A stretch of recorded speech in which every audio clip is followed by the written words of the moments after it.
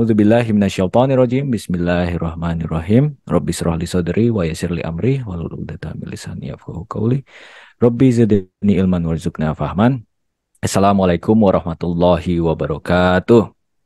Salam sejahtera bagi kita Waalaikumsalam semua. warahmatullahi Om wabarakatuh. Swastiastu, Namo Buddhaya, salam kebajikan. Selamat malam sahabat-sahabat sekalian. Kita kembali lagi di dalam acara kelas Swaguru berjudul Mengenal Sang Aku yang diselenggarakan setiap insya Allah malam minggu. Jadi malam mingguan di sini kita mengenal Sang Aku nih. Dan sudah berjalan sekitar berapa ya? Bukan sekitar. Episodenya udah sampai Tiga, tiga, tiga. satu, dua, empat berarti. Termasuk introduction ya. Iya kan? Iya ada tiga, sorry Togi. Jadi ada udah ada segitu dan ini akan disiarkan nanti di YouTube. Sekarang lagi sampai episode pertama ya, baru episode pertama. Tapi nanti ini juga akan disiarkan ulang di YouTube. Apa yang akan kita bahas di sini sebenarnya program ini adalah program membaca buku seorang guru yang sering kita jadikan rujukan di dalam Swaguru ini, yaitu Rupert Spira. Dia adalah seorang praktisi dan juga sebutlah guru spiritual ya, yang dia bisa dibilang ini yang mempopulerkan self inquiry gitu ke lebih banyak masyarakat gitu ya. Dan sekarang kita juga bukan hanya membaca tapi juga ya insya Allah melakukan self inquiry bareng-bareng gitu. Teman-teman yang mau share entah pengalamannya atau juga curhat atau bertanya atau memberikan pembacaan terhadap bagi yang punya bukunya ya, terhadap buku tersebut gitu. Misalnya kita lagi bab ini, terus teman-teman, oh ini saya ada pendapat kayak begini gitu. Silakan Nah, aja. Tapi kamu nanti tidur. sebentar, bisa di mute. Ya, tapi itu nanti ya. Nanti kita akan diskusi sebenarnya sih yang paling penting.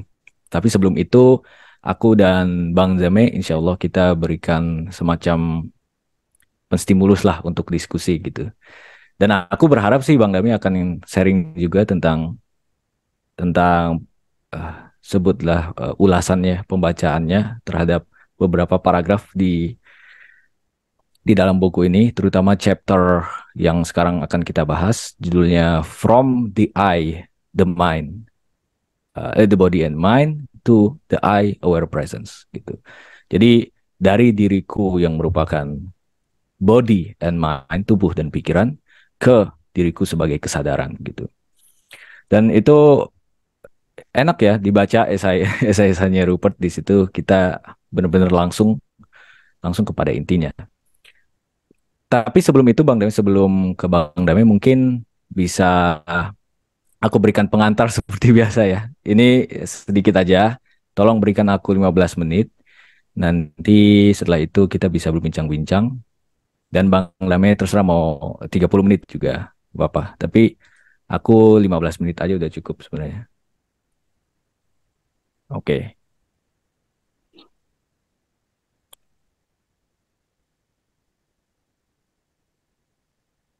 Iya, jadi ini kelihatan ya, udah kelihatan ya. Bisa lebih gede aja ya. Oke, Lebih gede lagi. Iya. Iya, jadi karena pembahasannya ini tentang body, mind dan juga awareness itu, aku ingin mencoba untuk menjelaskannya atau mencari masalah apa yang kira-kira signifikan dan relevan dengan pembahasan kita kali ini gitu. Judulnya saya aslinya berapa orang tanda tanya. Teman-teman yang sering nonton Net TV harusnya tahu apa rujukan yang aku maksud ya. Terutama yang sering baca meme gitu. Meme itu sempat trending juga itu. Oke, aku bacakan saja pelan-pelan. Di dalam salah satu episode terlucu acara televisi 86, ya ini di Net TV nih ada nih, masih disiarin. yang berupaya untuk merekam keseharian para anggota kepolisian. Terdapat sebuah adegan komikal yang dapat mengungkapkan keadaan fundamental kita sebagai manusia di dalam peradaban. Seorang pemuda yang sedang mabuk diinterogasi oleh polisi. Karena sedang mabuk, ia melantur dan menjawab dengan ngawur. Sekalipun dengan raut wajahnya bahwa ia berupaya untuk fokus dan menjawab dengan benar. Setelah mengungkapkan secara ngaco dan membuat para polisi bingung, bahwa ternyata teman-temannya telah menipunya dengan melarikan diri, pemuda tersebut menjelaskan, saya aslinya 2 orang gitu. Jadi kayak ngelantur gitu, kayak nggak jelas. Secara spontan kita bisa mengerti apa maksudnya. Ia datang bersama 1 orang teman gitu maksudnya kan. Namanya Doble, dia bilang. Tapi seorang polisi dengan niat bergurau, tentu saja, menafsir pernyataan pemuda itu secara amat harfiah. Hah, 2 orang? Kamu itu 1 orang, kok 2 orang sih? Gitu. Jadi polisinya main-main aja sama orang yang mabuk ini. Adegan pun berlanjut hampir sekitar 5 menit dengan hanya diisi oleh perdebatan tentang jumlah diri si pemuda itu. Jadi saya aslinya berapa orang? Ya, pokoknya kalau teman-teman nonton klipnya lucu lah gitu. Jadi aneh banget itu 5 menit kita habiskan untuk ini sebenarnya dia berapa orang? Ada 2, ada 4 gitu ya. Karena lagi mabuk aja dia itu. Bukankah adegan lucu tersebut merupakan semacam alegori untuk apa yang Louis Althusser sebut sebagai interpelasi ideologis, yakni sebuah penghibahan mandat sosial kepada seorang individu, sehingga ia bukan lagi sekedar seorang, tapi juga seorang warga negara yang dapat diberikan sanksi oleh hukum.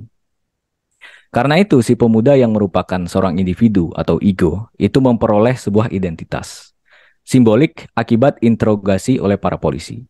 Bukankah kalau begitu pemuda tersebut memang literally 2 orang, bahwa dia bukan sekedar individu atau ego dengan pikiran dan tubuh sendiri, tapi juga subjek hukum, seseorang yang bisa dihukum karena dia punya KTP dan seterusnya gitu. Nah ini identitas simbolik kan, literally 2 orang. Kita bisa katakan karenanya, pernyataan saya aslinya 2 orang berperan sebagai plesetan lidah yang di dalam psikoanalisis dipercaya dapat mengungkapkan ketidaksadaran atau pendeknya kebenaran subjektif kita. Barangkali dobleh juga merupakan permainan kata double gitu ya. Dobleh, double, the double. Gitu.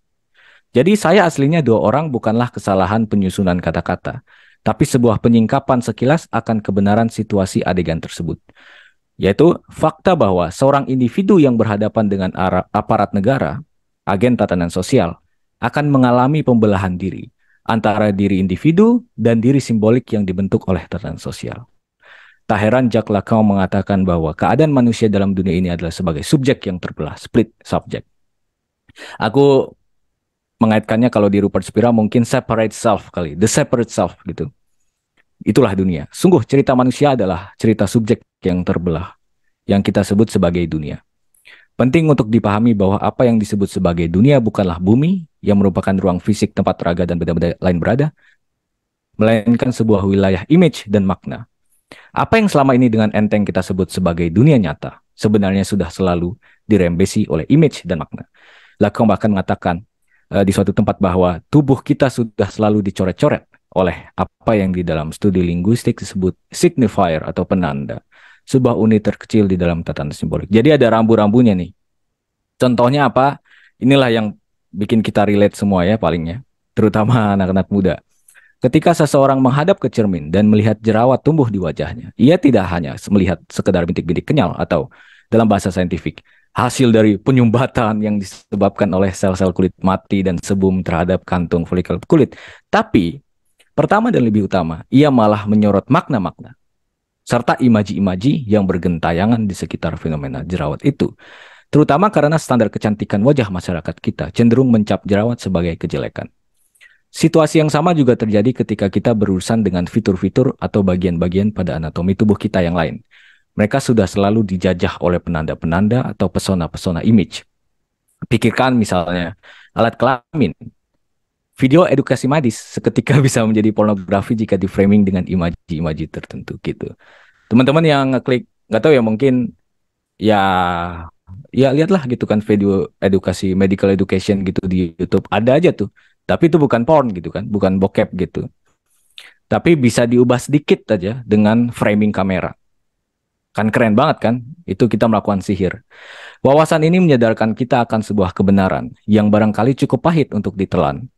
Bahwa tubuh sebagai dimensi diri kita yang sering dianggap properti paling pribadi pun sudah diintervensi oleh tadi yang disebut interpelasi ideologis dari luar, tanda petik ya, dari tatanan simbolik. Nah, ini distingsi luar dalam menjadi signifikan karena di dalam secara eksplisit Rupert Spira membahasnya di bab yang akan kita bahas ini. Gitu. Kita sering menyangka bahwa tubuh kita adalah milik kita dan bahkan identitas kita. Tapi kita juga, jika kita meneliti fenomena seperti insecure terhadap wajah dan badan sendiri, bukankah terselip di balik insecurity itu sebuah penyadaran bahwa tubuh kita pun telah dicoret-coret oleh lian. Lian ini big other ya, atau hukum, tatanan sosial, society, doktrin agama gitu. Dengan makna-makna tertentu.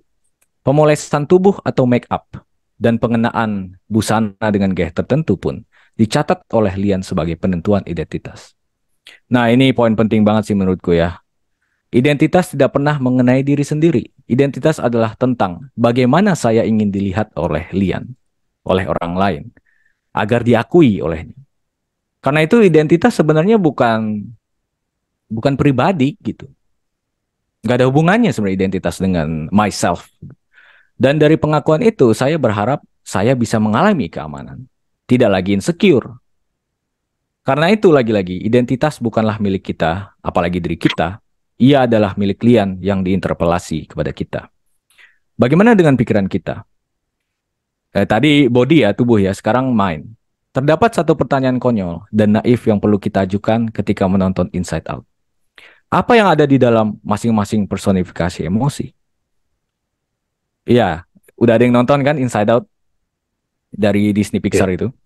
Bukankah film tersebut memperlihatkan kepada kita bahwa pada waktu tertentu, beberapa dari personifikasi emosi Riley merasakan sebuah emosi yang berlawanan dari dirinya gitu. Ini aneh aja sih menurut gue nih.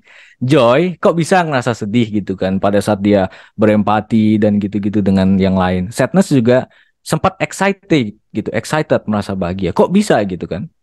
Apakah dengan demikian masing-masing emosi mempunyai emosinya tersendiri? Kita pun berhadapan dengan situasi yang cukup absurd, di mana bukan hanya Riley dikendalikan oleh emosi-emosinya, tapi emosi-emosinya juga dikendalikan oleh emosi-emosi mereka dan seterusnya gitu. Nah, karena itu para karakter yang diperkenalkan sebagai tanda petik emosi-emosi Riley tadi, joy, sadness, disgust, anger, dan fear, itu bukan emosi-emosi gitu, melainkan diri-diri tersendiri. Jadi banyak ya, ada berapa, saya aslinya berapa gitu. Tapi apa yang memungkinkan seseorang bisa menggonta-ganti personalitasnya? Nah ini nih, pertanyaan penting nih. Yang memungkinkan ia untuk memisahkan diri dari satu personalitas untuk menjadi personalitas lain. Nah, jadi ada apa nih ruang antara itu kan? Dari posisi apa seseorang dapat mengklaim dirinya mempunyai banyak personalitas? Apakah klaim ini dicanangkan di dalam personalitas atau di luarnya? Kalau di dalam, maka kita harus curiga. Karena bisa aja perspektif akan banyaknya personalitas itu merupakan ciri pandangan dari suatu personalitas. Kalau di luar sebenarnya itu bisa kita pertimbangkan gitu. Jadi ini di dalam apa di luar? Dan ruang apa yang memungkinkan kita untuk bisa mengganti gitu. Jadi dari satu personalitas A ke B, nah di antaranya ini apa nih? Nah itu yang aku pikir ruang kendali si personifikasi emosinya Riley itu, si joy, sadness. Kita lebih fokus kepada joy, sadness, dan seterusnya, tapi bukan kepada ruang kendalinya itu apa. Karena kita bisa ingat kan, si Joy dan lain-lain itu mereka lagi sibuk, tapi Riley masih aktif. Apa yang mengaktifkannya? Masalah ini dipanggungkan secara jenaka. Oke, ini terakhir ya. Kita tutup dengan lelucon. Jenaka oleh anekdot yang melibatkan detektif legendaris Sherlock Holmes dan rekannya Watson. Setelah melewati pekan yang penuh akan pemecahan kasus kriminal, Holmes dan Watson memutuskan untuk menyegarkan pikiran mereka dengan berliburan di akhir pekan, yakni berkemah di sebuah pegunungan. Tenda pun dibangun di puncak gunung yang memiliki pemandangan indah tiada tara.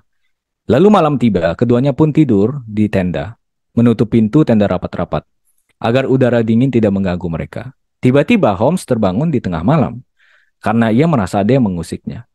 Holmes pun membangunkan Watson. Watson, bangun! Watson bangun secara terpaksa dan menggumamkan sumpah serapah terhadap Holmes. Watson, lihat ke atas. Apa yang kamu lihat? Tanya Holmes. Watson yang jengkel pun menjawab. Wah, aku melihat, nih mulai nih, keindahan alam yang tidak tara. Bintang-bintang bertaburan bak lampu-lampu Natal yang digantung di pohon cemara.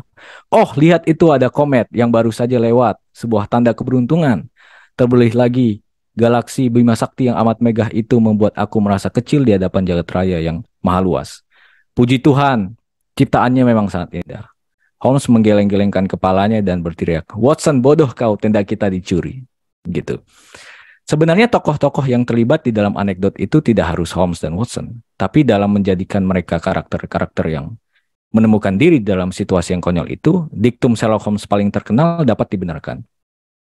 Apa? There is nothing more deceptive than the most obvious fact. Nggak ada yang lebih mengelabui paling kentara. Fakta bahwa tanda Holmes dan Watson menghilang akibat fakta paling jelas kan? Tapi Watson gagal menyadarinya. Nah, itu perkembangan yang hadir langsung, tanda petik, di hadapannya. Tanpa menyadari situasi yang memungkinkan pemandangan itu hadir. Karena itu, kita bisa katakan bahwa hilangnya tenda adalah kerangka pandangan yang memungkinkan Watson mendeskripsikan segala hal yang dilihatnya. Mulai dari penjelasan-penjelasan saintifik sampai yang paling religius. Bukankah ini masalah kita semua? Kita terlalu fokus pada objek-objek pengalamannya sampai kita lupa akan apa yang memungkinkan objek-objek itu terlihat pada mulanya. Bukankah fokus penuh kepada personalitas-personalitas atau emosi-emosi Riley merupakan pengelabuan untuk memalingkan perhatian kita dari ruang kosong tempat tinggal tadi para emosi Riley itu, yang sebenarnya harus disadari. Kita semua menyadari bahwa terdapat variasi personalitas di dalam diri kita, tapi tidak banyak yang menyadari bahwa kesadaran akan variasi personalitas itu sendiri mengimplikasikan ada sesuatu yang menyadarinya, yang terlepas dari hiruk-pikuk personalitas. Oke, itu aja, thank you. Intinya aku hanya ingin menyampaikan bahwa topik yang akan kita bahas ini sangat revolusioner, menggeser paradigma kita seperti bapak sebelumnya lah gitu. Bahagia, terus our true nature gitu kan. Sekarang kita membahas dari mind, body, dan pada eye awareness gitu.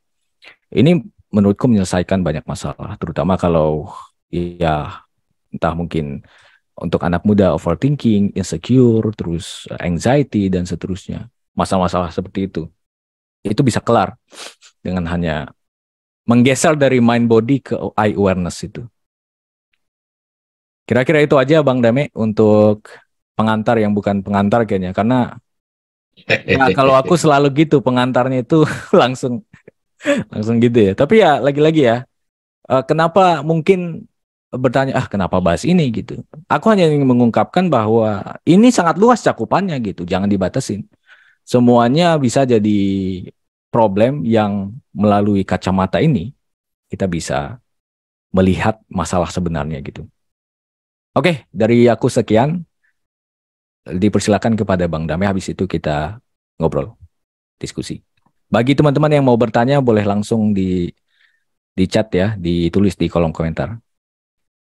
Silakan Bang Dame. Ya, terima kasih Bang Arif, teman-teman sekalian yang sudah hadir di sini di forum Suaguru.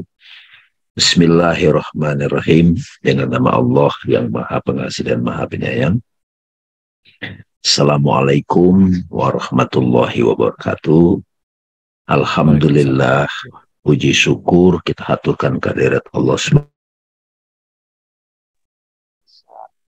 bersama. Suaranya oke? Masih? Oh, ini agak Okay. rendah jadinya. Ini udah oke? Oke. Sudah, oke. Ya. Semoga pertemuan malam ini diberkati, sahabat-sahabat mulai terbiasa praktek self-inquiry atau direct path gitu. Dan melalui praktek ini kita mulai belajar bersama bahwa pengetahuan yang pasti bagi aku adalah apa yang aku alami gitu ya. Jadi bukan berdasarkan referensi yang saya baca di Google atau saya tonton di YouTube ataupun ada otoritas yang menyampaikan, tapi melalui pengalaman langsung, direct experience, direct path gitu. Hormat kita pada guru-guru yang hadir dalam perjalanan hidup kita, khususnya dalam Islam Nabi Muhammad SAW, dan juga kita juga aturkan hormat kita pada ya buku yang kita baca sekarang, Robert Spira ya. Sahabat-sahabat sekalian, hari ini, malam ini pertemuan ketiga ya, kalau nggak salah, kita akan masuk kepada proses direct path ya, direct path.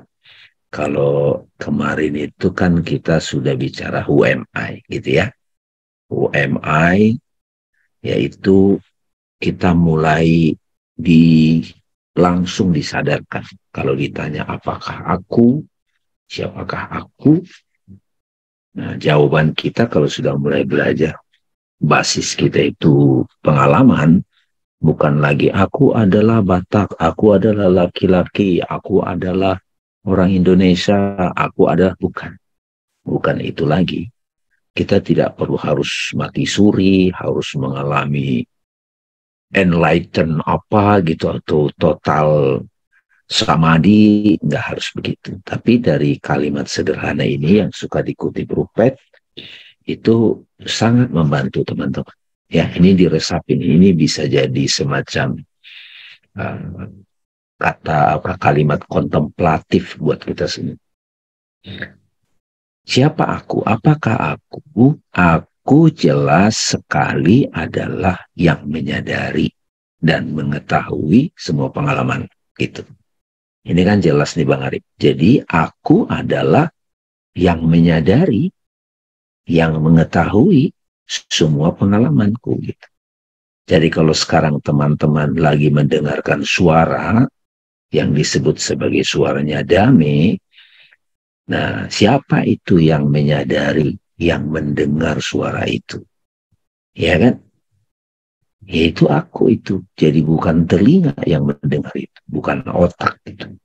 Ya, aku yang mengalami melalui pendengaran, aku yang mengalami melalui pernapasan gitu. Aku yang mengalami melalui cicipan lidah gitu ya. Ini penting. Nah, sekarang kita urai lagi. Aku menyadari, nah yang dimaksud pengalamanku itu apa saja? Ya, pengalaman itu, nah ini mulai diurai. Aku menyadari pikiran, gitu ya, pikiran. Jadi langsung nih, teman-teman. Jadi pada saat kita mikir, ingat masa lalu, oh, aku menyadari pikiran lagi nongol nih, gitu kan? Nah ini kan belum dibiasakan nih bagi banyak orang. Aku menyadari perasaanku, perasaanku itu sama pikiran itu kita kategorikan mind, mind itu batin gitu. Aku menyadari sensasi badanku gitu, kan kita di kebadan itu pegal-pegal, ya kan, terus sakit kepala misalnya. Nah kalau kita buka aktif panca indera kita, aku juga menyadari realitas objek di sekitarku. Nah, ini yang tadi. Nah kalau tadi Bang Arif membedakan the world dengan earth gitu ya, di sini Rupert menggunakan world itu apapun yang berbeda dari badan gitu Bang Arif. Meskipun dunia itu adalah pemaknaan ya. Nah itu ada satu sudut pandang sendiri. Kita akan mengkontemplasi punya Rupert. Nah ini silakan teman-teman sering-sering praktekin. Aku menyadari pemandangan ini, aku menyadari rasa teh ini, aku menyadari rasa lapar ini, aku menyadari ruangan ini dengan segala furniture di dalamnya. Aku menyadari pikiran ini, aku menyadari rasa sedih ini, aku menyadari cemburu, aku menyadari macam-macam. Semua pengalaman ini. Nah, siapakah aku yang menyadari semua pengalaman ini?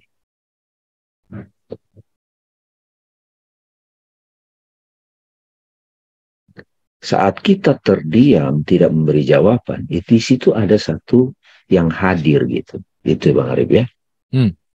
Yang hadir. Yang menyadari gitu. Nah itulah sebabnya kenapa semua meditasi itu mengajak kita silent. Karena dalam silent itu, dalam relaksasi itu, kalau di Islam itu mutmainnah itu, kita akan menyadari yang selama ini kita nggak sadari gitu. Sesimpel itu teman-teman. Nah ini bahasa yang Robert suka bilang, kesadaran. Oh, nah bahasa Indonesia awareness, consciousness, gitu. Aku, the subject. Itu ya, sahabat-sahabat ya. Nah ini kita mau masuk nih. Itu kan bab kemarin. Mengulang nih Bang Arif. Nah, Ya, sekarang kita review. memulai, karena kita selama ini terbiasa, aku itu dibatasi badan, atau lebih halus lagi, mind, maka Rupert menulis tentang ini. Ya, setelah kita sadar aku adalah kesadaran atau kehadiran, baru mulai nih kita nih. Apa kualitas lain dari diriku, kan gitu. Apa kualitas-kualitas lain dari diriku yang dimiliki oleh diriku gitu kan. Apa kualitas lain yang dimiliki oleh kehadiran yang sadar ini? Ya, selain dari keberadaan dan kesadaran. Ini sebetulnya kalau di Sufi ini mulai meretelin sifat-sifat dari kesadaran nih Bang Arif, sifat-sifat wujud gitu. Iya, Ya, iya. ya kan? Ini apa nih kualitas-kualitas lain? Ini nggak perlu buru-buru kita membacanya teman-teman, karena bukan itu kan kita mau direct pada fakta bahwa diri saya adalah kehadiran dan kesadaran, nggak ragu lagi kan teman-teman. Ya, nanti ada pembahasan kita kalau badan kita mati. Jadi aku itu tidak ada kelahiran dan kematian, tapi Ah, kita, iya. ya itu bab keberapa nanti, sehingga kita nanti jadi tahu neraka, surga, kalau siksa kubur itu apa sih sebenarnya gitu, melalui direct path. Fakta bahwa diri kita ini adalah kehadiran atau yang sadar, itu tidak diragukan lagi kan.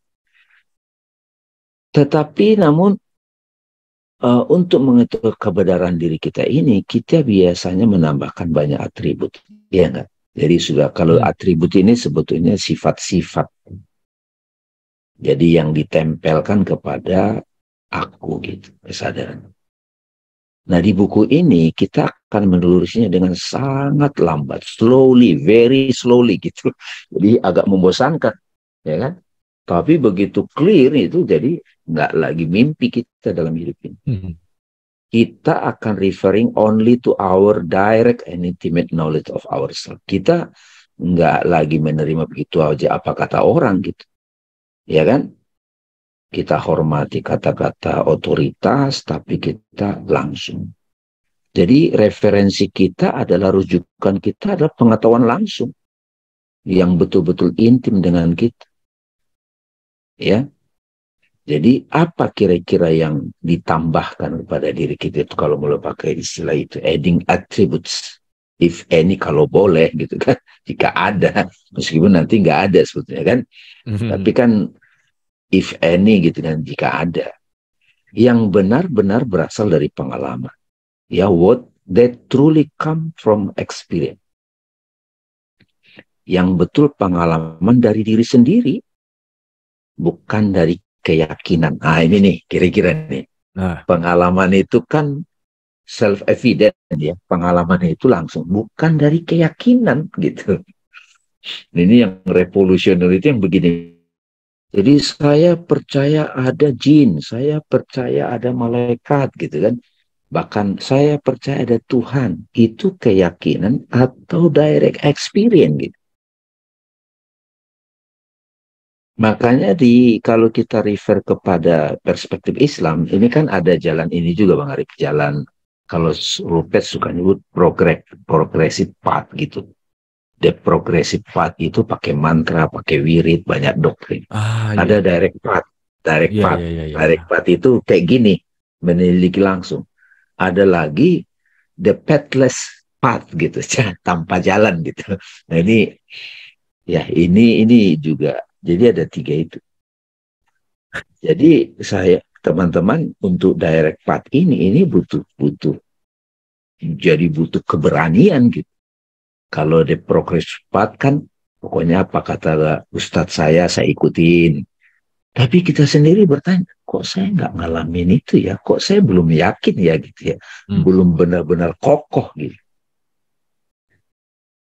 Itu ya, sahabat-sahabat. Jadi belief itu satu hal, tidak apa-apa, tapi kita di sini mau datang dari pengalaman langsung tentang diri sendiri, gitu. Karena kan mati nggak bisa dititik, gitu, ya kan? Mati nggak bisa dititik. Nah, the first attribute, ya, atribut pertama yang biasanya kita tambahkan pada diri kita, the self itu, Bang Arif. Pengetahuan tentang keberadaan dari kita adalah keyakinan bahwa diri kita, ya kan, ini is the belief that it reside in. Jadi kita ini, kita yakin bahwa diri kita ini berada di dalam dan terbuat dan dibatasi oleh body dan mind, gitu kira-kira. Yeah.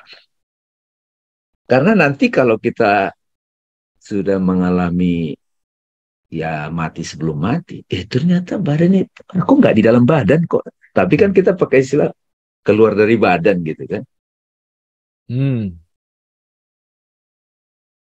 Jadi kita semua udah ratusan bahkan miliaran manusia percaya nih. Kita semua percaya bahwa diri kita ini ya berada di dalam, terbuat dari dan dibatasi oleh body and mind. Nah, kalau ada Ibnu Arabi itu dibantah semua tuh, nggak ada, yang ada hanya satu gitu. Dan la ilaha illallah. Jadi kenapa la ilallah itu masih ada dua, ilah sama Allah? Karena memang pikiran kita udah terbiasa tuh dua dulu. Ada mind, ada matter kan? Ada di dalam, ada di luar. Padahal ini nanti kalau itu tumbang semua, teman-teman. Tapi bagusnya diskusi ini kita sadar, oke lah, ada dulu deh badan, ada dulu deh body. Kayak di metrik itu loh, teman-teman. Kalau kita metrik kan, nonton metrik kan. Jadi ketika dia berada di simulasi itu badan apa bukan sih? Atau sama kayak kita dalam mimpi, kita mimpi. Di mimpi itu kita seolah-olah ada badannya, beneran badan apa bukan sih, gitu. Kan kita semua mengalami mimpi, gitu. Pada waktu kita bermimpi, misalnya mimpi di London, mimpi di New York, gitu. Dari sudut pandang karakter dalam mimpi itu seolah-olah ada di luar, gitu. Tapi dari sudut pandang yang mimpi, gitu, aku nggak ada di luar, itu semua appears in my awareness, gitu. Gitu, teman-teman. Ya. Jadi bagusnya Rupert juga membuatnya pelan-pelan gitu ya, Bang Arif ya. Jadi kita buat aja, kita nggak ngejar target nih, Bang ya. Ya. Karena yang hadir di sini juga yang benar-benar niat belajar ini biar kontemplasi gitu ya. Kalau yang nggak sempat nanti diupload di YouTube ya. Jadi ini sudah jadi keyakinan kita bertambah. Ini sudah jadi belief bahwa kita, it resides in, is made of, and is limited to the body and mind. Jadi si kesadaran ini, Bang, si aku sejati ini, itu sudah terbangun satu belief, itu berada di dalam, terbuat dari, mau nggak mau terbatasi. Body and mind. Tadi kan Bang Arif mengurai sedikit perspektif Bang Arif tentang body dan mind kan. We consider gitu kan. Kita jadi menganggap bahwa our self reside inside the body gitu. Kesadaran itu di dalam badan and mind. Otomatis itu akhirnya yang lain, everyone and everything else reside outside. Padahal kalau filosof, ini benar nggak sih ada dalam dan luar? Itu diteliti dulu tuh. Gitu.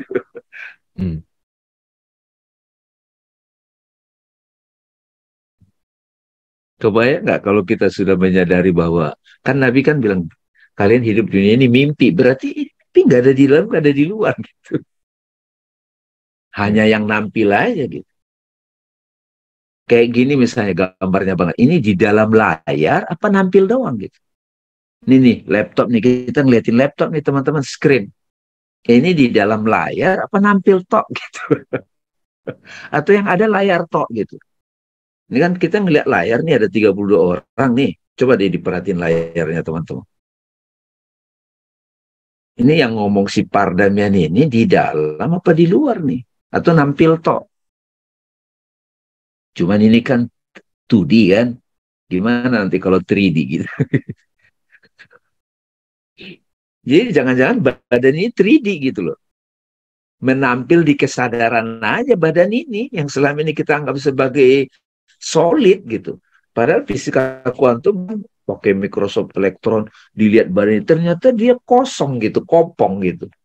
Menampak aja kayak solid gitu. Ini coba dipertimbangkan nih teman-teman. Nah, tapi Rupert masih mengikuti bahwa nggak apa-apa kita ikutin dulu deh seolah-olah ada badan ini ya di dalam dan di luar. Ini di sini diskusi yang menarik nih teman-teman. Nah, this is the primary belief. Ini jadi keyakinan utama dari banyak orang selama ini pada Bang Arif. Ya.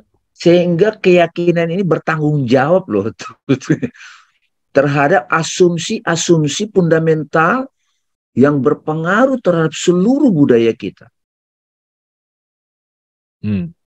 Bahwa pengalaman dibagi dua, ada di dalam, ya. Jadi divide into two parts, a separate inside subject, the self yang mengetahui, merasakan, mempersepsi, dan separate di luar outside object, other, the world yang diketahui, dirasakan dan dipersepsi.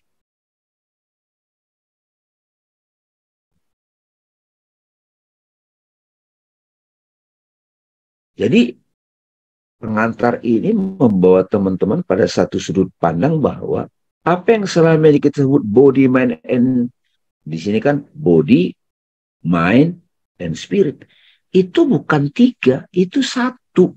Sama seperti gambar dan layar ini bukan dua. Ombak dan laut nggak dua. Aku membayangkan sesuatu nih.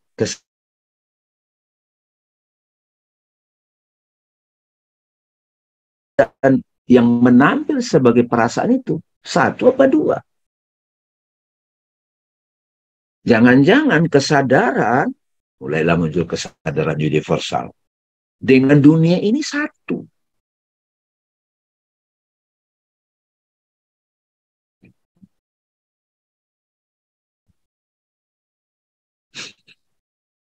Karena kita sudah bertahun-tahun meyakini bahwa jadi ada kan kita suka-suka tuh pasti Kang Abu mengaminkan juga itu.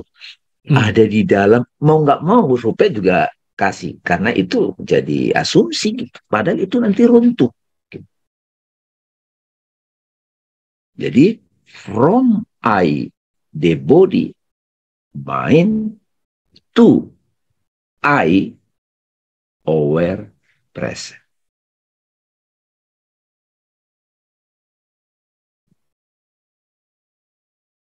Hanya gara-gara 7 miliar manusia menganggap badan ini real, ya kita jadi menganggap ini real.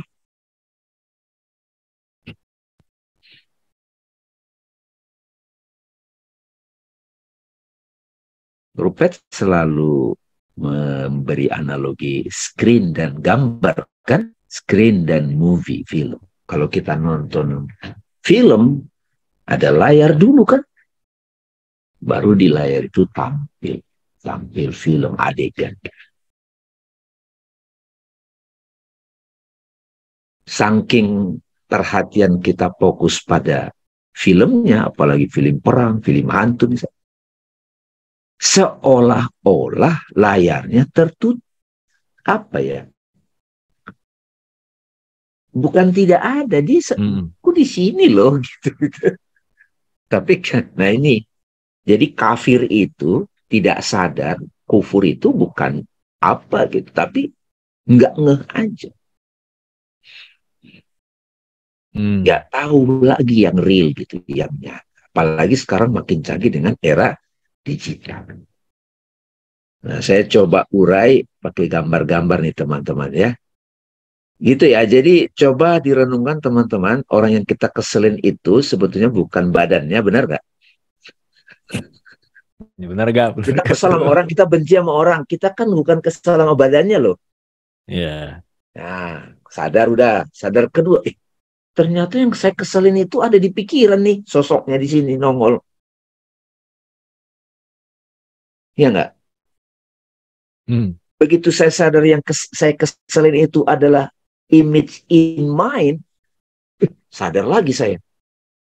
Tadinya saya anggap yang saya benci itu body, badannya. Setiap ngelihat dia, nggak mau noleh. Nah, gitu kira-kira. Begitu sampai di rumah, badannya nggak ada. Tapi saya masih benci sama dia. Aneh itu. Begitu saya mulai latihan 10 tahun meditasi, masih aja kesal sama itu orang. Gitu. Tiba-tiba satu saat dia awakening. Ngapain saya di rumah sendirian? Tadi kok saya kesal? Yang saya kesal siapa sih?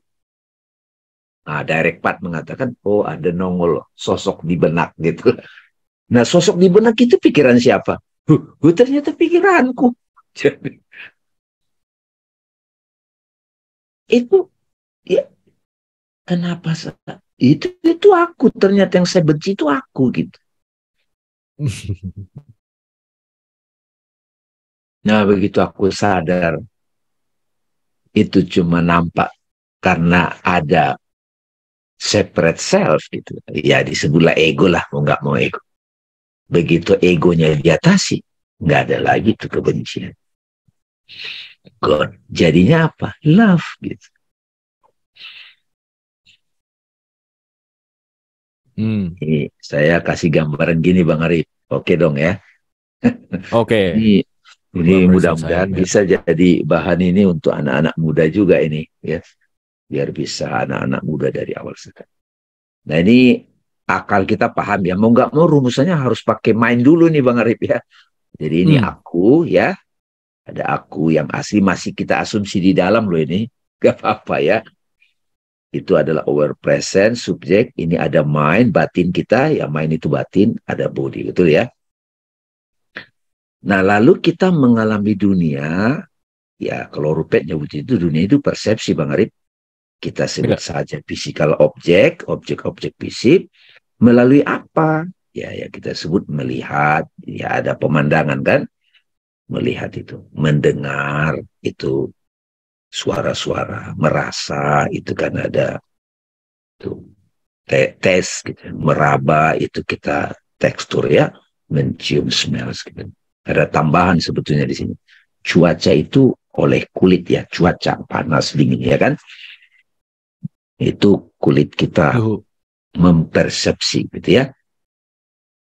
Nah ini kan paham nih kita nih teman-teman, paham. Lalu apa yang disebut badan itu kita, nah from I the body, nah gitu kan. Nah, jelas motor itu bukan aku, betul nggak? Suara motor, pemandangan itu bukan aku, gunung itu bukan aku, itu kan itu loh maksudnya. Jadi nggak dibahas from I the world, nah, nggak gitu Bang. Jadi dunia jelas bukan aku, betul ya? Ya asumsinya begitu. Tapi kita menganggap diri kita aku body. Aku mendengar suara motor, suara musik di luar. Itu bukan aku. Bukan aku, tapi aku menyadari musik dan motor itu. Ya kan? Karena motor itu suaranya bikin kadang diam. Tapi aku masih tetap hadir mendengar motor itu. Ada aku yang selalu hadir menyadari semua pengalaman-pengalaman fisik ini. Kan gitu. Lalu kita masuk yang lebih dekat dengan apakah badan ini aku gitu Bang Arif. Ya. Kita asumsinya badan ini aku loh ya. Nah, badan ini kalau kita teliti badan kita, kalau kita tutup mata kita, maka kita juga akan menyadari sensasi-sensasi. Badan itu sebetulnya sensasi-sensasi aja. Kalau kita nutup mata Bang. Jadi kita kalau Eckhart Tolle misalnya, kayak kita menyadari diri kita dari dalam, nah itu bicara dari dalam. Sebenarnya dari dalam itu sebenarnya dari kesadaran ya enggak. Sekarang boleh diganti juga Bang. Dari dalam itu maksudnya dari subjek gitu loh. Karena nanti dalam luar itu nanti tumbang juga. Ya. Bisa nggak gitu? Itu lebih clear kan? Iya. Menyadari dari subjek itu lebih keren loh, lebih clear. Kalau dari aku, masih banyak orang nggak menyadari aku itu clear, secara clear. Iya. Masih menganggap aku itu deskripsi. Tadi Bang Ari udah ngasih uraian tuh versi psikologi banyak banget itu kan. Aku dua, aku bipolar, macam-macam. Jadi teman-teman, salah satu buah yang saya peroleh kalau diskusi begini udah lebih teliti. Kalau ada misalnya saya ketemu teman SMA, dia mau ketemu, wah dia kan mau ketemu saya, pasti dia mau ketemu damai versi pikiran dia dong. Iya. Itu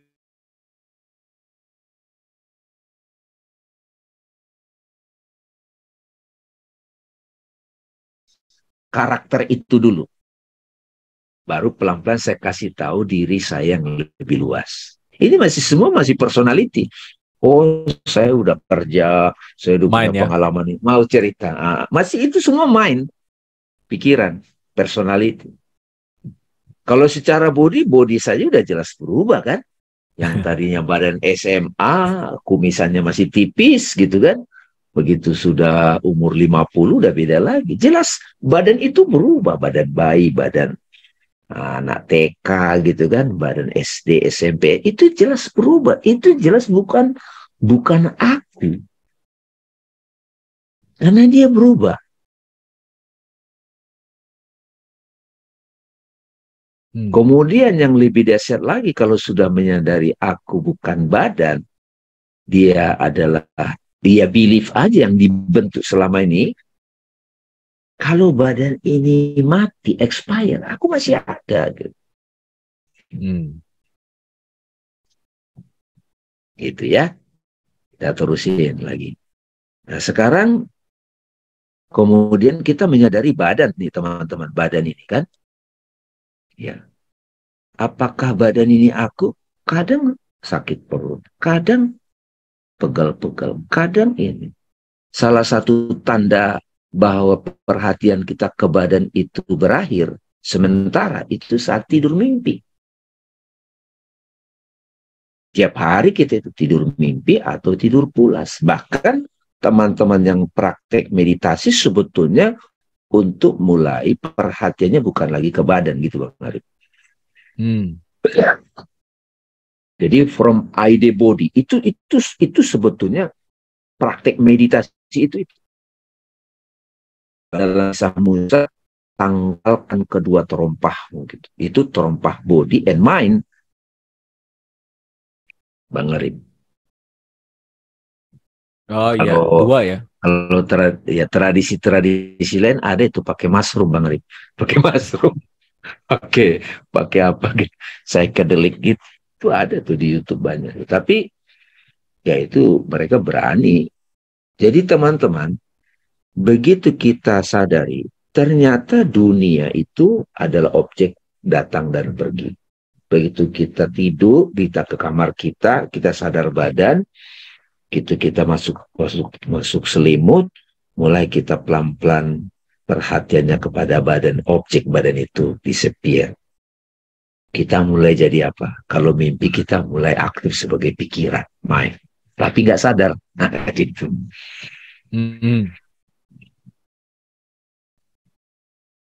Oke. Jadi kita udah dapat ya. Ketika aku meneliti bahwa badan ini ternyata objek yang selalu berubah, sensasi yang selalu berubah, berarti badan ini bukan aku yang sebenarnya. Lalu sekarang pikiran lebih halus Bang. Ya. Halus. 2 seminggu lagi kita mau ada kajian. Itu sudah nongol dong di pikiran kan gitu kan. Ada nongol tuh di pikiran. Ya. Jadi pikiran itu ada perasaan yang nongol, ada tiba-tiba makna yang nongol, ada ide gitu. Apakah itu aku? Tapi kan dia selalu berubah. Sama seperti tadi suara musik, suara motor datang dan pergi. Sama seperti tadi sensasi sakit kepala, sakit perut datang dan pergi. Pikiran cemburu, pikiran sedih datang dan pergi. Tapi ada aku yang selalu menyadari saat pikiran sedih, saat pikiran cemburu. ada aku yang menyadari, yang hadir menyaksikan pikiran itu.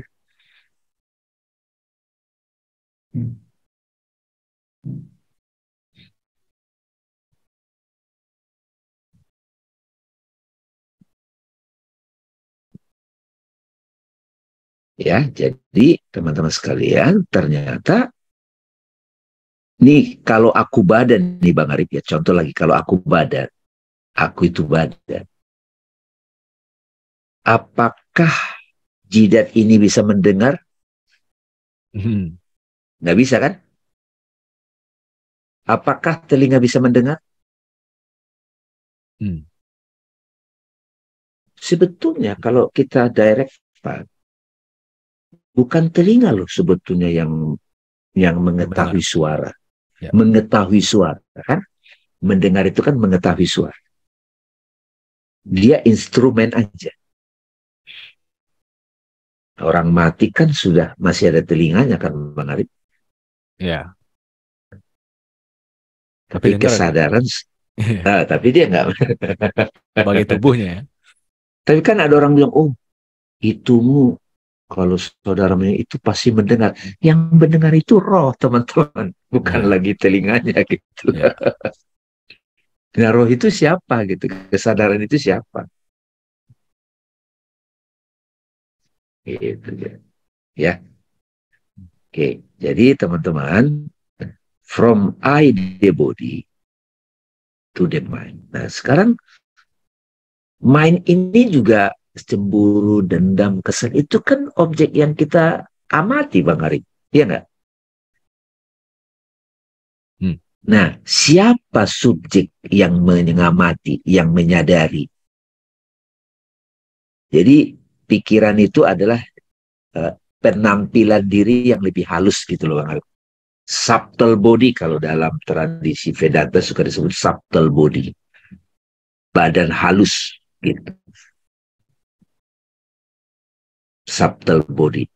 Nah, kalau badan ini ya kasar gitu. Kalau orang lagi mabuk ya, Bang Aris, nggak usah mabuk deh, gini aja deh teman-teman. Kalau kita mata kita giniin, itu teman kita yang lagi di depan kita itu sudah nggak solid tuh, nih, ya nggak? Kita giniin aja coba tuh. Jadi yang kita anggap selama ini tekstur-tekstur itu solid itu sebetulnya asumsi sebenarnya. Ya. Nah, buah dari kontemplasi malam ini adalah from I the body, okay, I am aware of my body, sensing, itu bukan aku. Lalu kita, pikiran, kita teliti pikiran itu ada apa? Ada pikiran yang marah, kesal, dendam, sampai ke kesadaran. Silakan Mbak Arina. Ini ada yang sudah mulai langsung resen. Ini sahabat saya nih. Ya, ini suka direct part juga nih. Silakan Mbak Arina. Terima kasih Pak Dame. Assalamualaikum warahmatullahi wabarakatuh. Waalaikumsalam warahmatullahi wabarakatuh. Saya tadi ya yang interestingnya pasal menyaksikan direct part, menyaksikan sendiri tanpa dogma-dogma doktrin dari high authority agama yang kami anut selama ini, bahwa roh itu hanya urusan Tuhan. Oke, jadi dalam direct path ini kan kita dipaksa, diharuskan untuk menyaksikan, harus mengalaminya sendiri. Jadi langsung. Sekarang saya ingin bertanya mengenai roh itu. Apakah kita harus menyaksikannya langsung dengan mata zahir kita atau mata batin kita, ataupun hanya sebatas ilmu pengetahuan saja, Pak? Maksudnya begini, roh kan ini urusan Tuhan. Jadi nggak dapat sebarang orang yang dapat menginterpretnya bahwa ini loh roh saya, ini loh kecuali dengan, maksudnya dengan guru-guru spiritual yang tertentu lah. Tapi sekarang saya ingin saya coba untuk direct path itu. Macam bagaimana caranya Pak? Supaya ini benar, ini saya. Iya, Mbak Arina. Ya. Saat Mbak Arina tadi bilang memakai referensi dari otoritas, dari Iya, dogma. iya, Itu sudah tidak melakukan direct path. iya. Maksudnya saya sekarang ini kan yang itu saya dulu Saya, Pak. saya, Maksud, uh, saya ngerti, saya terusin dulu. ya, Jadi, tadi kan sudah di awal saya bilang kita hormati apa yang dikatakan oleh referensi dari agama, dari manapun.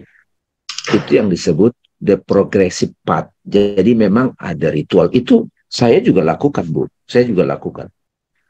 Saya juga baca kitab suci, saya baca Al-Quran, saya lakukan mantra. Tapi sekarang mulai kita direct path. Jadi betul-betul ini akil baliknya beneran nih. Akil baliknya nih Mbak Darina. Akalnya iya. masih dewasa. Nah, jadi misalnya nih kalau dikatakan, ini kan sebetulnya kan nanti saya juga kasih dari dogma nih Mbak nih ya. Iya. Ini saya kasih Allah di sini. Aku tiupkan rohku.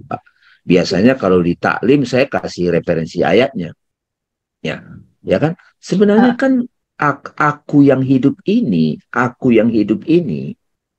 itu kan diri kita yang sekarang nih lagi dengerin ceramah, yang lagi dengerin nih. Ini iya. kan sekarang kita mendengar nih, kita bernapas nih, bernapas itu tandanya kita hidup. Ya nggak sekarang? Siapa yang hidup ini? Kan kita langsung tahu kan tanpa harus ada penjelasan dari mana. Ini sekarang nih, Pak Arina. Saya menyadari ini saya perlu mati suri dulu, Mbak. Iya Karena Pak, begini, maaf ya saya, begini Pak, saya ada sedikit macam little debate, macam ada perdebatan dengan beberapa ya, gimana ya, tidak bahwa perlu, Bu. Dengan orang tidak usah berdebat. bukan perdebatan dengan sesama, bukan macam ini. Kalau berjalan tentang ruh itu, maksudnya Sebentar, Bu, kita harus sebentar. ya, Sebentar. Saya kembalikan dulu. Kalau perdebatan dalam diri ibu, itu salah satu bentuk kedewasaan. oh ya Menyadari Pak, perdebatan dalam diri. ya. Kalau sama orang tidak usah, Bu. Ayo maaf, Direct part tidak ada. uh, selalu saya maaf saya di dalam diri saya selalu ada macam Nah, ini itu kenapa berdebat. oke. Sedikit, Bu. Berdebat dalam diri. Kalau berdebat sama orang tidak usah, itu nggak ada direct part di situ. Itu pikiran tuh. Itu dari bahasa yang udah dibahas kita itu ego semua.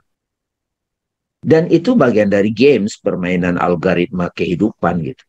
Nah, kita di sini tuh bukan begitu. Kalau perdebatan dalam diri itu proses pematangan, Bu. Iya. Ya. Iya kan? Ini yang mana nih? Ini apa ini nih? Itu dimain itu. Kalau dalam sufi itu ada derajat-derajat jiwa tuh.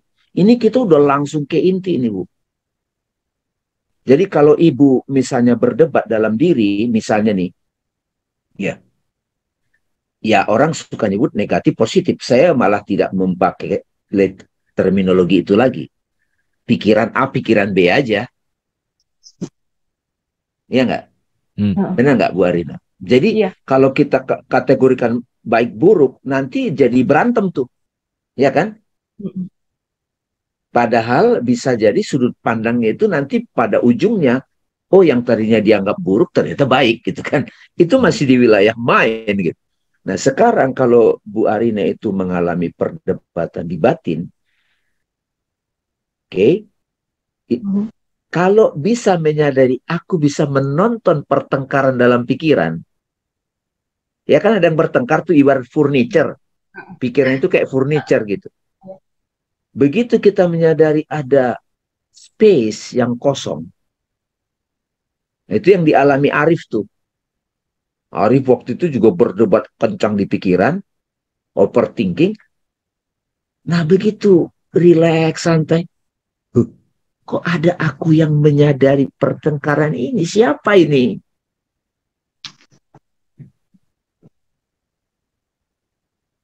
Begitu aku menyadari subjek yang menonton pertengkaran pikiran ini, tiba-tiba pikiran yang bertengkar itu melemah gitu.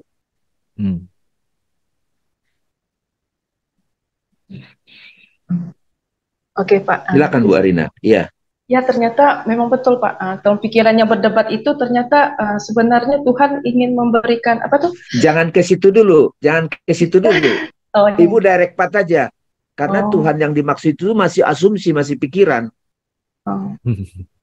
Bukan Makanya kan kita, uh, aku bersaksi la ilaha. Kita sadar dulu ada yang bertengkar di pikiran, independen dulu secara intelektual, secara dewasa. maksud saya gini, Pak. Yang perdebatan itu akhirnya yang menunjukkan saya jalan sebenarnya. Bahwa yang saya pikirkan itu bukan seperti yang itu gitu. Sekarang Ternyata masih gitu. berdebat nggak? Sekarang Enggak. masih suka berdebat nggak dipikir? Enggak, Nah, waktu kalau waktu pertama-tama aja melakukan direct path ini Pak, saya macam self inquiry itu yang kenapa saya begini, kenapa saya begitu itu. Itu yang pertama yang hebat gitu, pertengkaran di pikiran lah ya. Jadi sekarang sudah nggak berdebat. enggak suka ada enggak berdebat sih, cuman ada yang ada extreme question saja yang saya apa tuh masih ada pertanyaan-pertanyaan yang udah beyond minds. Ya, itu undangan. Kalau saya suka nyebut itu, kalau ada satu datang misalnya ketidakmengertian dalam diri saya, itu kurikulum. Itu perlu diselidiki lagi. Nah, disinilah teman-teman, karena kita religious people juga, kita berdoa, be humble. Nanti pada saat kita be humble kan nggak ngotot tuh, mesti begini, nggak gitu lagi modelnya. Gitu. Jadi kalau di antara teman-teman yang mendengar di sini masih terbawa dalam pertengkaran dalam pikiran, ya masih terbawa, itu belum direct path begitu. Makanya kalau ada begitu kan salah satu solusi kadang pengalihan dulu pakai mantra, pakai wirid gitu kan. Nah begitu dia sudah mulai lebih tenang pelan lagi, baru mulai bisa menyadari saya bisa menonton pikiran yang bertengkar. Itu keren banget lah teman-teman. Ya. Itu solusinya dahsyat itu. Jadi tidak lagi berkelanjutan pertengkarannya. Dan itu yang menurut saya yang disebut Nabi itu perang dalam diri gitu loh. Kalau dalam dogma kan ada malaikat satanic soul sama angelic gitu kan. Tapi kan ada yang menonton, menyaksikan tanpa terpengaruh oleh pertengkaran itu, tanpa batas. Itu apa? Itu siapa? Yang Itu netral. kan, yes, yang netral. Yang netral, yang sadar, yang peaceful, itu kan ada. Ya, guru saya mengatakan, you are dead. Itu kamu sebenarnya. Saya juga bilang begitu ke Arif. Waktu Arif mengalami pertengkaran itu, kamu itu. Bukan yang bertengkar itu pikiran.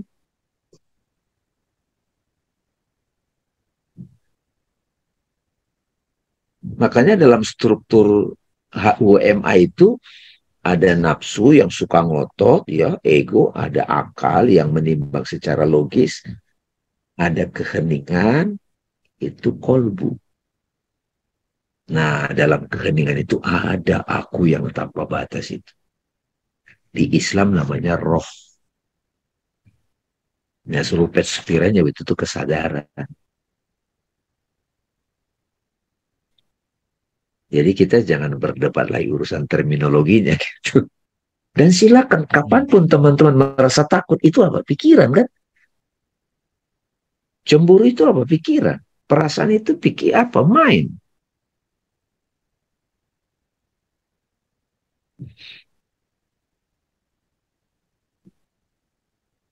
Nanti kita akan bahas pertemuan berikutnya.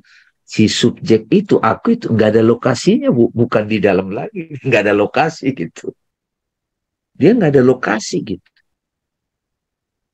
Nah ini sebetulnya kan kita diskusi di sini ini biar kita semakin paham apa namanya diri ini kan, Bang Arif ya. Nih, our self is without location or limit. Gitu. Ya. Kita sadar dulu nih perjalanan dari I, the body and mind, to I, aware present. Nah, itu yang saya coba ajak nih teman-teman melakukan direct path sekarang, dan teman-teman coba mulai praktek sendiri-sendiri.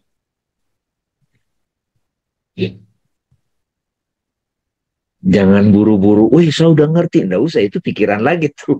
Yang ngerti itu cuma kesadaran gitu. Silakan Bu Arina, ada lagi?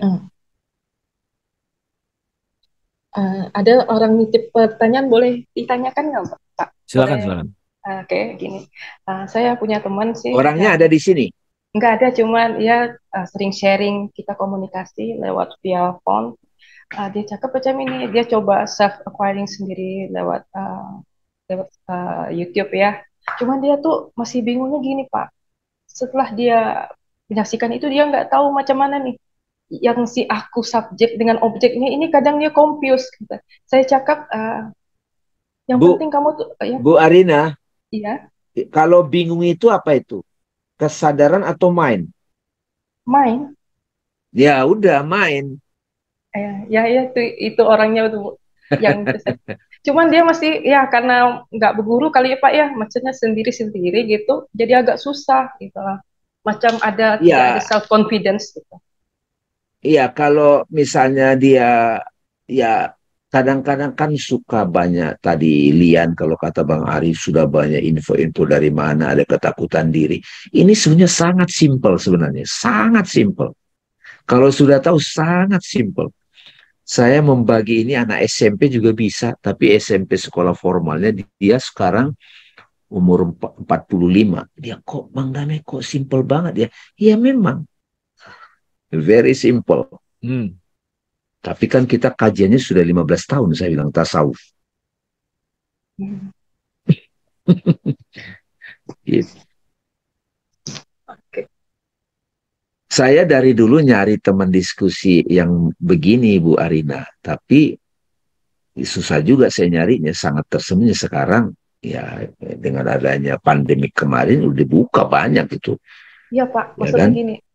Kalau kita sharing kita punya pengalaman itu kan kayaknya susah gitu ya Pak.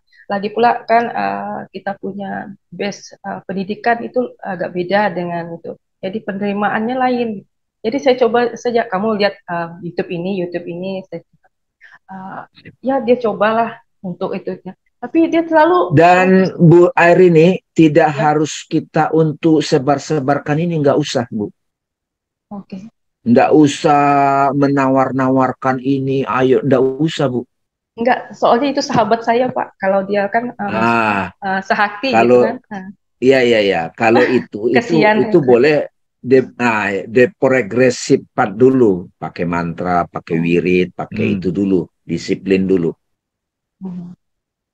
Kalau yang ada bahkan kalau dari sisi saya ada belajar hipnoterapi dulu, self healing dulu gitu Bu. Saya sangat menyarankan ke teman-teman nggak usah terlalu nawar-nawarin ini ke orang, nggak usah. Itu nanti berantem, nggak usah. Ini untuk mereka-mereka yang pingin langsung membuktikan kebenaran buat dirinya. Kita hormati referensi dari mana, kita hormati. Saya juga melakukan itu. Tapi tidak usah ditawar-tawarin ini, bahwa coba deh nonton ini, kalau dia interest silakan Bu, nggak apa-apa. Saya juga nyari guru ini aja kita mau ikutan nih Bang Arif ya.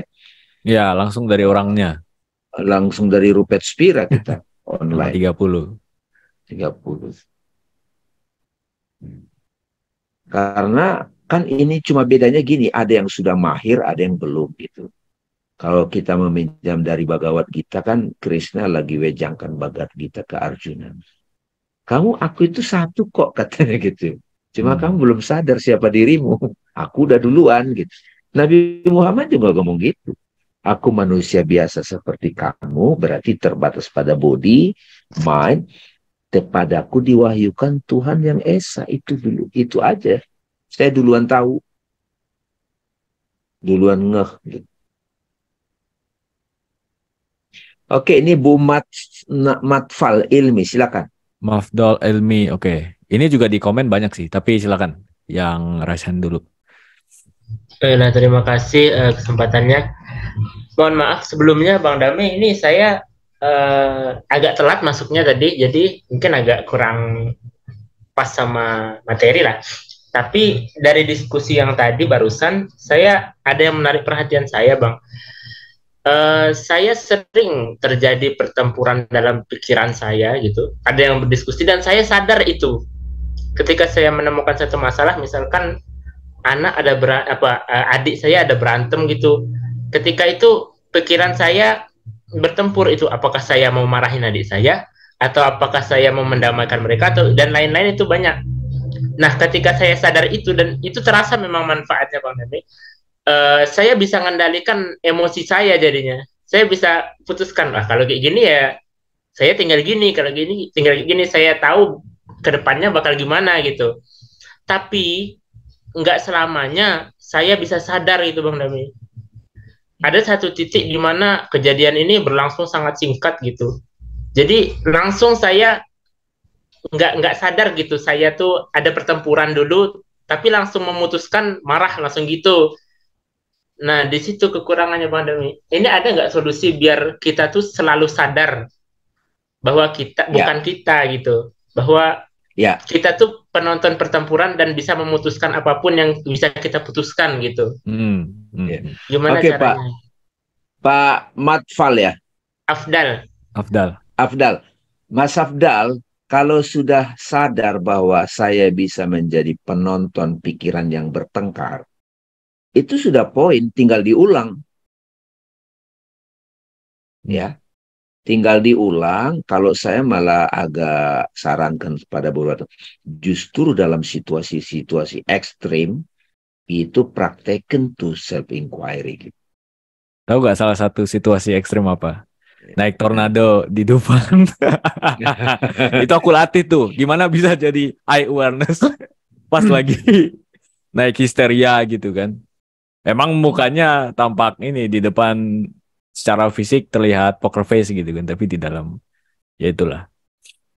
Itu latihan. Dan itu satu. Kemudian kalau dalam situasi yang menyangkut emosional atau orang-orang terdekat kita, Afdal, itu makanya kan perlu jeda, diam sejenak. Kalau di Islam itu kan ada namanya latihan puasa, menahan diri. Puasa itu kan menahan diri pada aspek body, ya, tidak makan, tidak minum, menahan pikiran, emosi, ya kan? Sebenarnya kan puasa yang 30 hari kita lakukan itu latihannya, Abdal. Cuman banyak orang itu kan lebih terfokus pada dapat pahala, dapat ini. Jadi dia nggak dapat Al-Quran yang turun gitu loh maksudnya. Al-Quran itu kan the speech of God. Allah berbicara pada, ya Allah menyingkapkan dirinya gitu loh. Hikmah datang. Apa cirinya? Dalikal kitab la raiba fihi hudal. Kitab itu bukan buku. Pengetahuan itu tidak ada keraguan di dalam. Petunjuk bagi mereka yang bertakwa. Bertakwa itu apa? Pikiran yang sudah waspada. Batin yang sudah waspada. Itu takwa. Nah, kalau udah bertakwa, ini pakai framework Islam. Sama sebetulnya. Sudah alertness gitu. Kalau di Jawa namanya waspodo. Jadi kalau ditanya gimana latihannya itu, kalau sudah tahu aku bisa menonton pikiran-pikiran itu sudah salah satu bentuk awakening itu.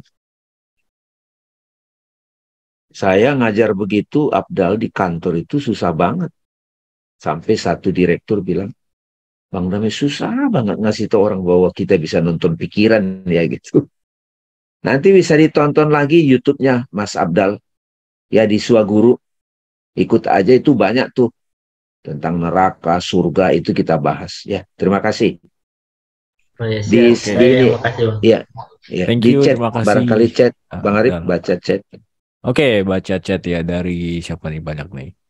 Assalamualaikum Bang. Bentar, dari atas. Assalamualaikum Bang Dame, Bang Rif, dan teman-teman. Inertku.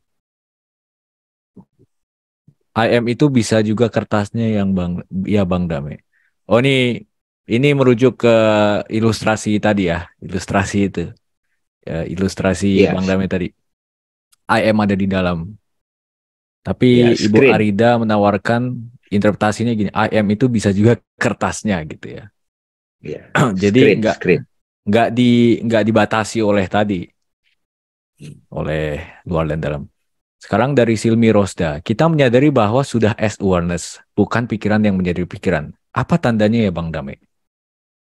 Ya, peace, Mbak, peace. Peace-nya itu bukan depend on ya. Makanya kan awareness itu identik dengan peace. Sebenarnya kalau bahasa Islam itu sebenarnya disebut Islam. Orang Islam itu ya orang yang udah sadar itu. Dia sudah actingnya itu damai gitu. Jadi itu cerita nyata gitu. Peace gitu. Dan di pertemuan awal kan kita udah bilang yang dicari manusia itu kan kedamaian dan kebahagiaan. Tapi tahap awal dia mengidentifikasi bahagia dan damai itu pada objek, pada pasangan, Ya. pada uang, pada ini gitu. Begitu dapat, ternyata zong gitu, tipuan, menderita lagi, nyari lagi, sampai pada satu ketika paradigm shift gitu. Nah itu bab pertama kita bahas tuh. Ya. Jadi ciri yang paling nyata itu. Nah, kalau kita misalnya saat tertentu, dan itu kan tidak bisa pura-pura. Makanya sahabat-sahabat sekalian saya sering bilang, kadang-kadang kita senyum sendiri nggak ada sebab. Itu lagi sadar sebagai aku itu.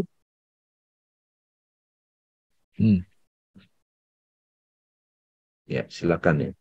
Oke, lanjut dari Inetari. Bang, hari ini saya datang ke suatu acara Hari Lansia Nasional. Ada suara yang ku dengar bahwa akan dapat door prize. Ternyata benar dapat door prize. Berarti benar apa yang Bang Dame katakan tadi bahwa mendengar tidak dengan telinga.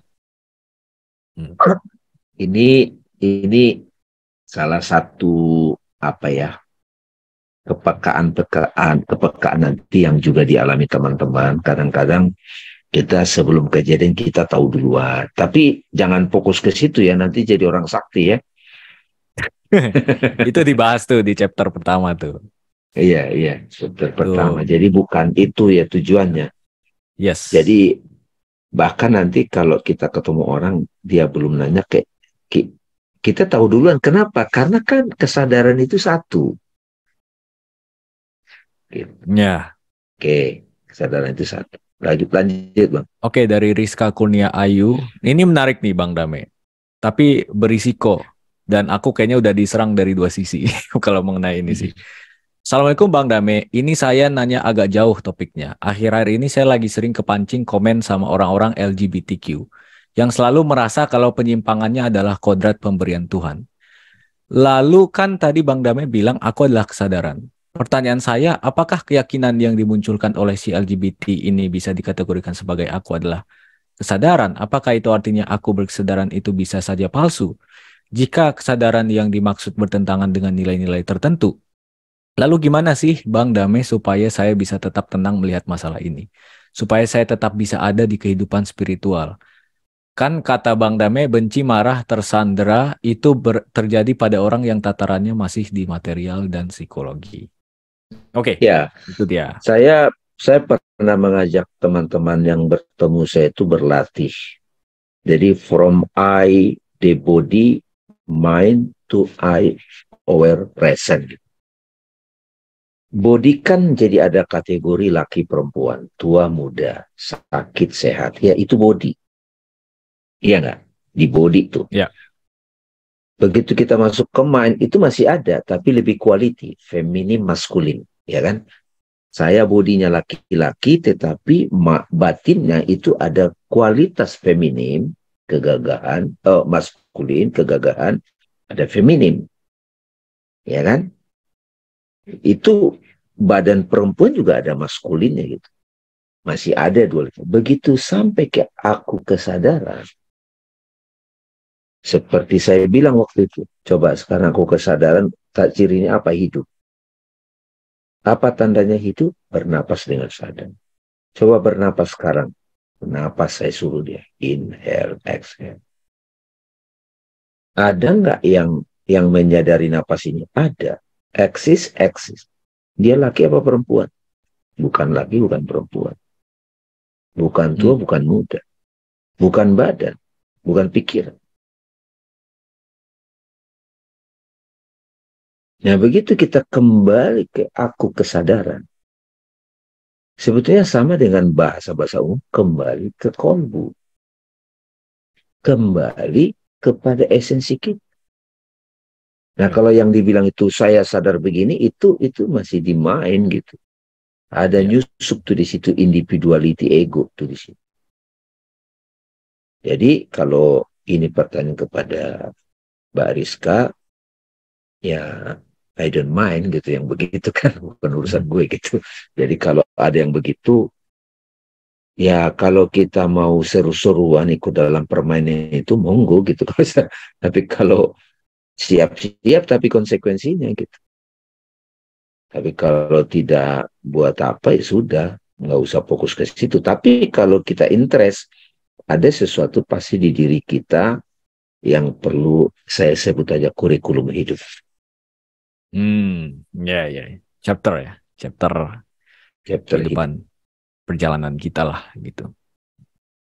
Ya itu ada topiknya sendiri lah ya kalau itu. Kita lanjut tapi lagi. Itu wilayah pemikiran tuh. Iya. Bukan ke direct path itu. Kalau ke direct path nggak menarik tuh begitu. Tapi kayak gini kan, iya benci marah iya kita benci seseorang kan, yang kita benci bukan badannya kan. Iya. Begitu kita duduk diam, masih ada sosoknya di benak kita, di benak benci. Nah ternyata benci itu siapa? Pikiran saya kok ternyata. Pada saat kita sadar benci itu adalah pikiran saya, masih mau nggak kita dengan emosi benci itu? Kalau kita masih mau, itu kan sebuah kebodohan. Kalau orang yang sadar, dia nggak akan mau begitu kan.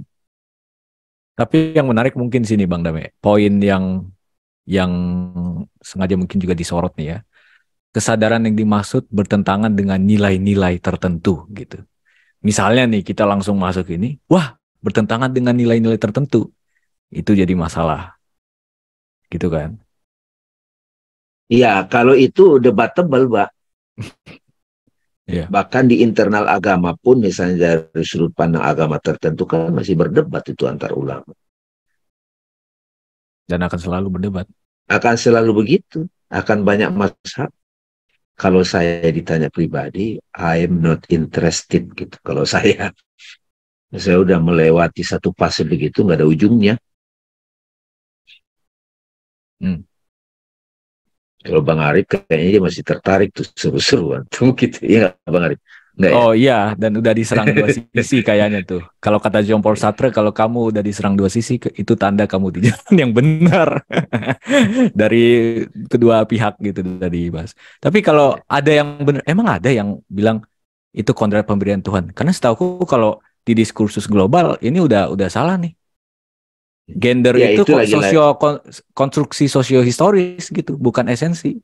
Ini aja seharusnya ya, kalau ada yang mengaku sebagai aktivis itu tapi berpandangan demikian, kayaknya bakal ini nih nggak dianggap gitu secara global gitu ya.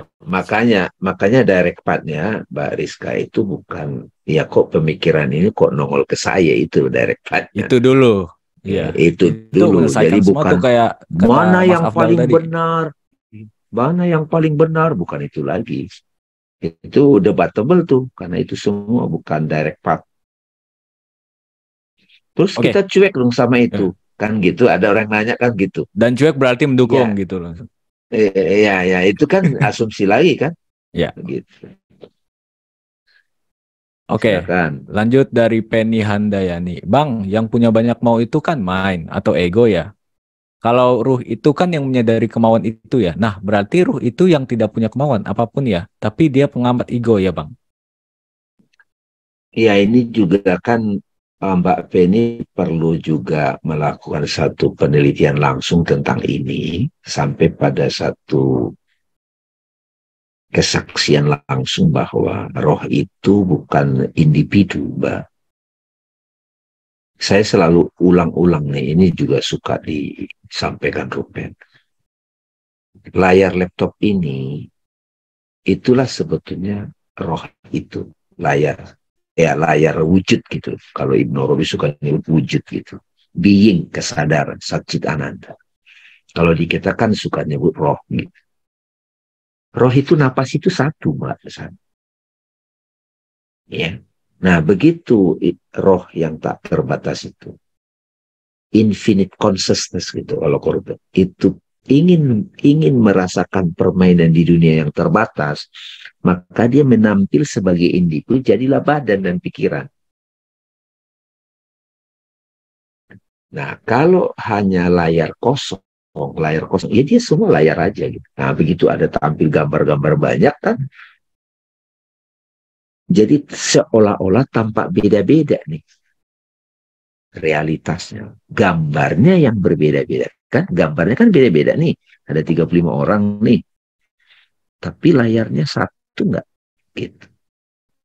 Jadi banyak mau itu maunya main. Kalau dari sisi roh itu dia ekspresi aja, nggak ada istilah baik buruk dari sisi dia. Kategori baik buruk itu kan wilayah penilaian pikiran gitu, duality gitu. Karena kan ini kita mau dari non duality to non duality to oneness. Gitu Bu Feni ya. Silakan. Oke, Kalau lanjut. latihannya banyak tuh. Saya suka misalnya yang ya sahabat saya Kang Abu senang tuh waktu itu dia bilang. Saya bilang saya sekarang udah nggak ada istilah musuh bagi saya. Kok apa Bang? Musuh itu adalah teman bertumbuh. Nah, gitu. Iya. Yes. Ya. Jadi sparring partner gitu. Itu juga masalah pun sekarang saya ganti nama. Masalah itu adalah kurikulum baru. Nah, gitu. Jadi kalau teman-teman ada masalah, itu langsung, ada kurikulum baru nih. Gitu. Yeah. Jadi beda ngelihatnya. Jadi kalau motivator kan tantangan. Nah, itu. Oke, lanjut ya. Dari Alvina Hikmah. Salam Bang Dame dan Bang Arif Rahayu. Izin bertanya mengenai keluarga saya terkait karma yang dihadapi, yakni hubungan pasangan dalam keluarga inti. Dari setiap harinya bertemu, bagaimana dapat self-inquiry-nya ya? Karena beliau cerita ke saya dan berkata di saat sudah mau di titik netral, ada saja dramanya. Saya menjadi pengamat saja terhadap hal ini, namun terdapat perasaan iba karena melihat peristiwa tersebut. Bagaimana saya bisa menanggapinya sebagai keluarga? Terima kasih Bang Dame dan Mas Arif. Ya, sudah bisa netral dan menjadi penonton itu satu hal, teman. Itu tempat kembali kita, tempat istirahat. Itu pulang, itu namanya pulang. Tapi begitu ada satu rasa iba, itu panggilan untuk itu buku kedua itu Bang Arif. Jadi itu versi love-nya, buku keduanya. Jadi kita mau dunia itu kita rangkul gitu. Kita kan sekarang balik dulu nih, sadar kepada present dulu. Nah, kayaknya banyak pertanyaannya itu di buku kedua nanti. Nah, buku kedua itu sudah kita merangkul dunia ini sebagai wajah kita juga. Iya, yes. Sabar. Itu pokoknya. Love tuh. Itu kalau di Christianity itulah sebenarnya kehadiran Isa Al-Masih. Iya, betul. Tapi sudah kesadaran. Kalau love tanpa sadar sang sadar dulu, itu posesif, itu suffering. Iya. Jadi mau nolong orang gitu ya, Alvina itu, tapi malah jadi susah sendiri jadinya gitu. Ya. Oke, lanjut ya. Ini dari Ibu Noni yang terakhir. Soalnya waktunya kita udah menipis. Ini tapi ada komentar dari Rizka yang tadi nanya tentang LGBT. Iya betul Bang Dame, saya di titik itu. Kenapa saya jadi kepikiran sama case ini gitu? Pengen cuek aja tapi tidak bisa. Alhamdulillah sudah terjawab tadi. Terima kasih banyak Bang Dame, Bang Arif. Alhamdulillah ya. Oke, thanks penjelasannya. Masalah kurikulum baru, betul. Oke, ini pertanyaan terakhir ya, guys. Bang Dame, saya pernah mimpi di mana di mimpi itu saya lagi berkelahi membela diri seperti jagoan bisa kungfu gitu. Nah, di mimpi itu aku juga merasa seperti berasa di luar jadi penonton. Aku menyaksikan diriku yang jago berkelahi. Jadi aku yang menonton itu jadi geli sendiri. Ketawa heran, ini si Noni bisa jago bela diri gitu. Itu jadi gimana ya Bang? Kok dalam mimpi saya menonton saya yang lagi berantem gitu. Semuanya itu adalah diri kita, Mbak, semuanya. Cuman kita jadi mulai paham diri sejati yang mana. Nah, diri sejati yang sebenarnya adalah yang menjadi background dari semua itu. Ya, jadi background. Balik lagi, jadi layarnya Mbak Noni, layar dari realitas itu. Subjeknya, sang kesadaran, kan gini Mbak Noni ya, kalau kita mengingat pengalaman kita waktu SD, SMP, SMA, itu kan juga seperti adegan film kan, adegan mimpi. Ya. Tapi ada orang itu ketika ingat mantan, dia belum bisa jadi penonton, masih jadi pemain gitu. Rasanya masih ada gitu, masih jadi pemain gitu. Belum benar-benar bisa jadi penonton gitu loh. Nah, diri sejati adalah yang bisa jadi penonton. Tapi pada waktu sang penonton itu sang sutradara ya, the witness. Itu ada pembahasannya juga nanti. Begitu sang sutradara mau tampil di panggung, dia dengan sadar, itulah love. Nah, kalau pengalaman mimpi itu berarti kayak ngasih simulasi. Oh, dunia kehidupan sehari-hari ini sebenarnya bisa dibuat begitu juga. Saya suka nyaranin sama teman-teman kalau di pertemuan keluarga ada yang suka ribet. Kadang-kadang kan kita usil tuh, pingin urus semua urusan orang. Belajarlah jadi penonton terhadap situasi itu. Termasuk penonton pikiran sendiri dan pikiran orang tanpa judging. Ya.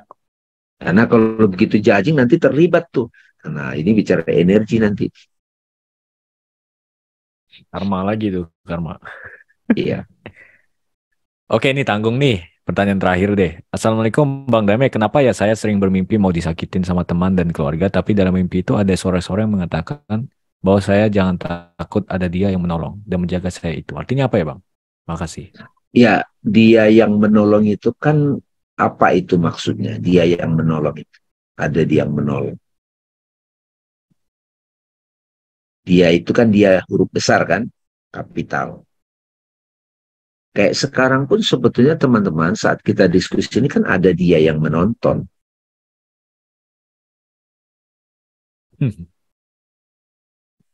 Dia yang menonton menyadari semua ini seperti halnya kita kayak menyadari di kamar itu ada ruang sebelum ada furniture.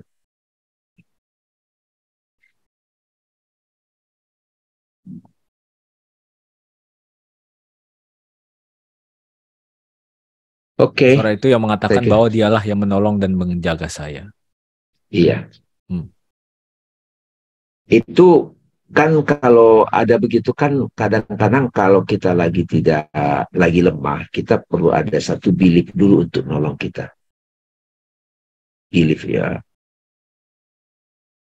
Untuk orang pada umumnya itu keyakinan dogma itu nolongin sementara gitu. Kita disakiti nanti akan dibalas di akhirat. Nah kalau di direct path itu nggak begitu lagi. Ya.